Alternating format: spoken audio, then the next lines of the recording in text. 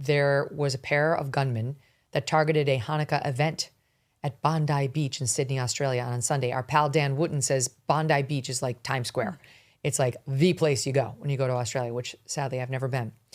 The death toll now stands at 15 with over 40 injured, and the scenes of the shooters and the people running for their lives are unforgettable. Here's some.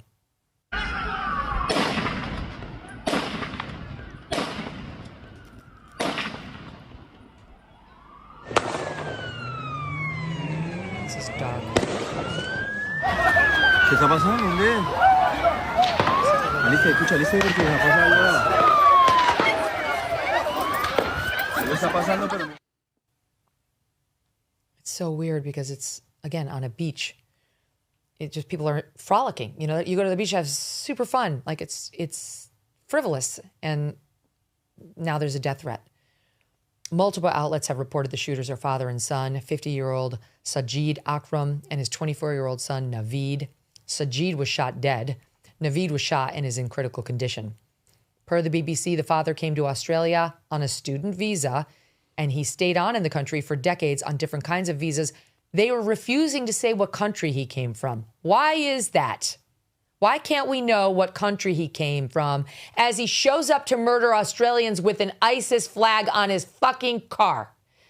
Tell us what country he's from. The Prime Minister of Australia is omitting that from the details. His son was born in Australia and thus was Australian. The Daily Telegraph in Australia reporting that the pair had spent a month in the Philippines in the lead up to the massacre, one of the world's top extremist hotspots. And ABC News in Australia is reporting that the son came to the attention of Australia's domestic intelligence agency 6 years ago for potential ties to a Sydney-based Islamic State terror cell, but ultimately they deemed him to not be a threat. That was a fail. Despite all that and Australia's strict, very strict gun laws, the father, Sajid, owned 6 guns registered to his name.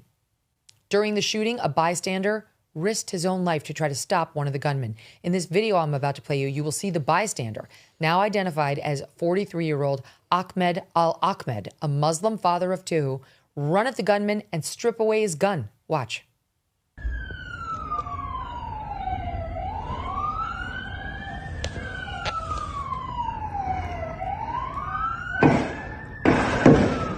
Oh! It's incredible. He's trying to wrestle him to the ground. He got his gun. He's got his gun on the shooter. He fires. He's missing. Oh, it's the other guy firing at him. And he does get shot. Ahmed gets shot. And the son stumbles away. The gunman later retreats, you saw the beginning of it there, to the bridge from which the pair were firing, and started firing again at the direction of Al-Ahmed and another man hiding with him behind a tree. When the other man hiding with Al-Ahmed behind the tree starts running away, he was shot. Watch.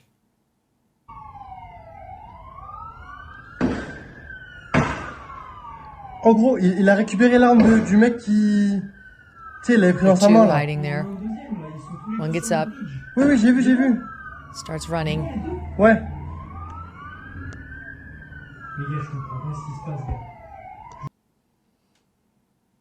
And he got shot. Al-Ahmed now recovering in the hospital. The Canadian Broadcasting Corporation reports he was shot in the hand and the arm. This is a picture of this man who tried to stop what he saw and without a gun just ran in there and tried to disarm we believe it was the son. He's a local fruit shop owner, but did have experience working in law enforcement. His father told ABC, "My son is a hero. He served in the police. He has the passion to defend people. When he saw people lying on the ground in the blood, quickly his conscience pushed him to attack one of the terrorists." And now, Emily, we're learning a lot more. They say that this went on for minutes and minutes and minutes. We hear sirens throughout the video that we've seen. And you can also hear in some of these videos witnesses shouting, "Where are the cops?" It's more than 4 minutes into the video before incoming shots targeting the attackers strike the bridge. And eyewitnesses to the attack say that 4 armed police officers who were there did not return fire. There is video of one female cop appearing to cower behind a police car instead of shooting at the attackers. Maybe there's more to the story. That bystander didn't seem to feel any fear. And this is from a country that has the world's strictest gun control measures, anywhere. I mean, literally the world's strictest. And yet still, bad men who are on the radar of the police, at least one of them, as being connected with ISIS, then I guess it gets moved off the radar and then they go to the Philippines for a month, become further radicalized. You'd think they'd be at least still on the watch list for flights like that. Come back, put the ISIS flag on their car, have 2 more ISIS flags inside their vehicle reportedly, get out with the 6 guns that the dad had and shoot 40 people. I mean, how does this happen? Australia is obviously already talking about guns, but they should consider that whether it's guns, pressure cooker bombs, or cars, we have seen plenty of car attacks in Europe, actually here in the United States.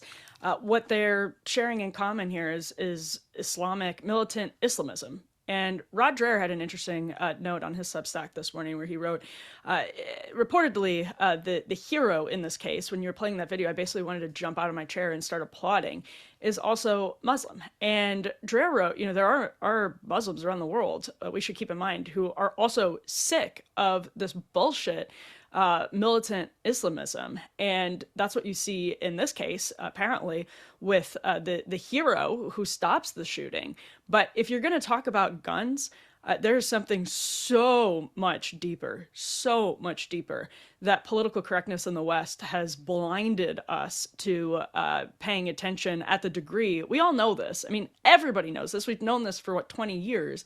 The degree to which we need to take these cases seriously. I mean, one of them being on the radar of police and being cleared.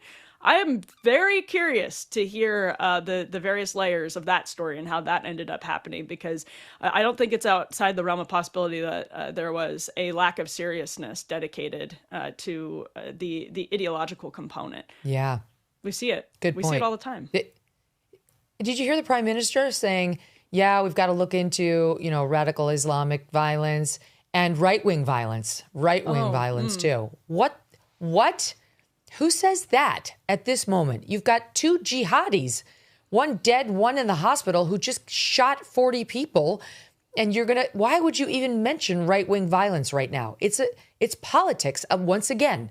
It's politics, and then the politics bleeds into the substance, where you end up, for the sake of political correctness, trying to devote as many resources to what's less of a threat. I'm not saying that it's zero threat, but when you have examples like this time and again, I mean, I remember when the car examples, the parade examples first started happening, really in the 2010s. It reminds me of what we're thinking about now, where you're at a beach. I mean, you and I, we're both Americans. I actually don't know. I know a lot of people who conceal carry. I don't know many people who conceal carry at a beach. That is one of the places where you just don't even think.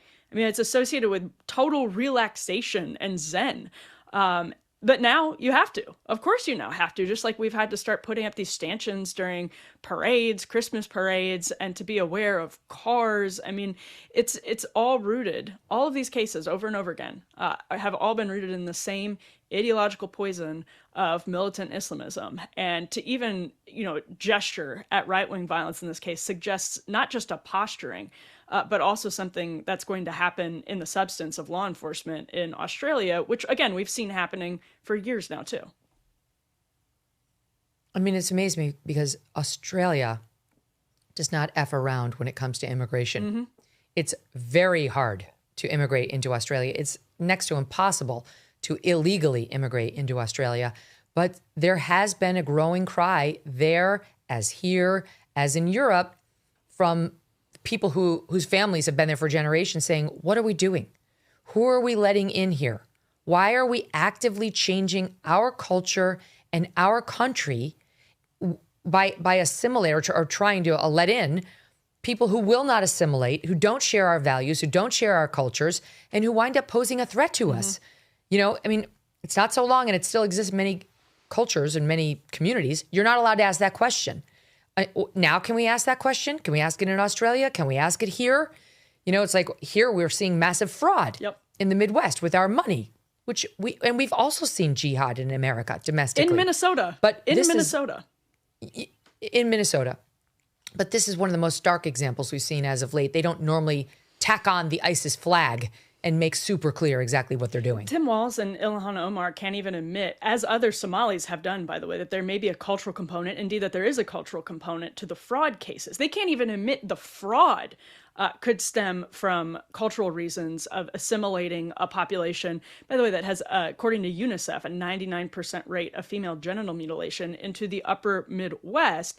They can't even admit that there could be a cultural component to welfare fraud, let alone imagine getting them to admit then that there would be something rooted in a religion where, by the way, it's not politically correct to say, but the prophet was a warlord. Assimilating that into Western democracies, they can't even admit if the fraud is coming from it. So let alone dedicating the necessary resources to, actually stopping potential militant Islamic extremism. You can see what a problem we have on our hands when the refugee politicization, the political correctness of refugee resettlement prevents people from even having a conversation about assimilation and fraud. I mean, there are a lot of people in this country. There are millions of people who came over the border during the Biden administration, some of whom were economic migrants, some of whom were genuine asylum seekers, some of whom actually want to do this country harm, many of whom actually want to do this country harm. We have no idea where they are. The Trump administration now has to dig the country out of that hole. So good luck to all of us, because the door has been open for the last 4 years.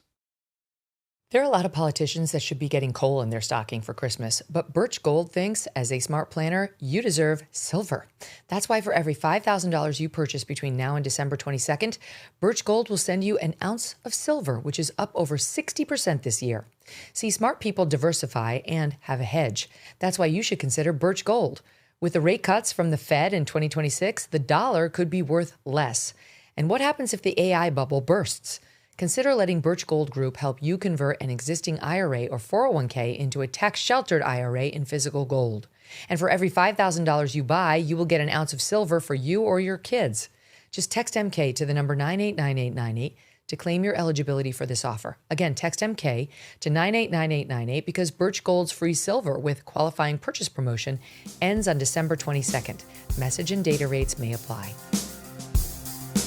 Thanks so much for watching. If you like what you just saw, hit the subscribe button for more clips and full episodes.